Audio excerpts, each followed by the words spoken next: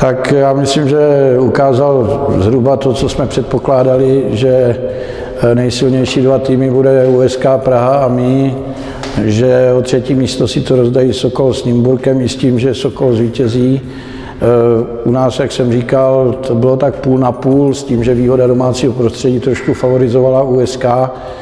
Já si ale myslím, že ty hráči právě tu atmosféru a tu takovou zásadní věc, že musí vyhrát, musí obhájit to první místo, nezvládli a že hráli příliš individualisticky, hráli na dva hráče a v konečném důsledku na to doplatili.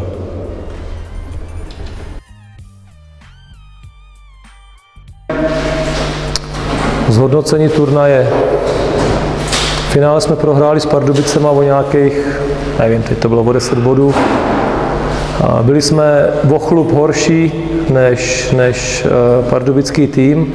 To nás v tuhle chvíli velmi mrzí, protože jsme ten turnaj chtěli vyhrát. Nějaké takovéhohle cíle jsme se nezbavovali. A určitě bych chtěl poděkovat hráčům, kteří nakonec na hřišti nechali úplně všechno a snažili se ten nepříznivý vývoj utkání zvrátit do poslední možné chvíle.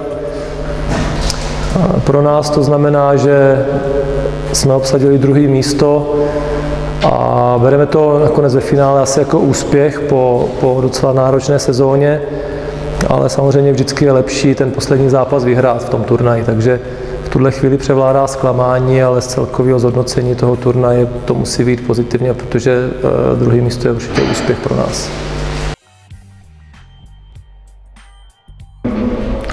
No, tak tohle byla asi ta nejobtížnější medaile. Hodně jsme se na ní připravovali a tohle byla vůbec nejvyrovnanější sezóna, kdy nebyla nikdy. No. Tak a jsme rádi, že jsme to vyhráli. No.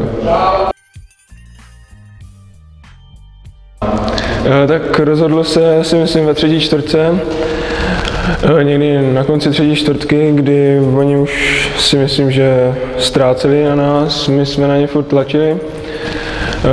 Ve čtvrtý čtvrtce jsme trošku teda polevili a pak nám kouč teda vynadal a my už jsme to dotáhli do toho vítězného konce.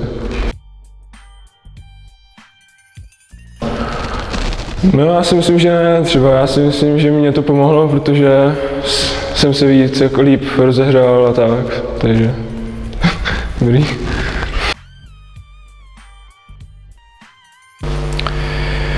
Tak měli jsme to pojmout to se víc týmovějš, bylo to hodně do nás dvou s Krištofem Chaloupkou, no a to vlastně pak rozhodlo, protože Pardubice měli týmovější pojetí a tím nás podezřeli. Tohle se bolí určitě nejvíc. A myslím, že na tohle se vymlouvat nemůžeme, na to se nikdo ptát nebude.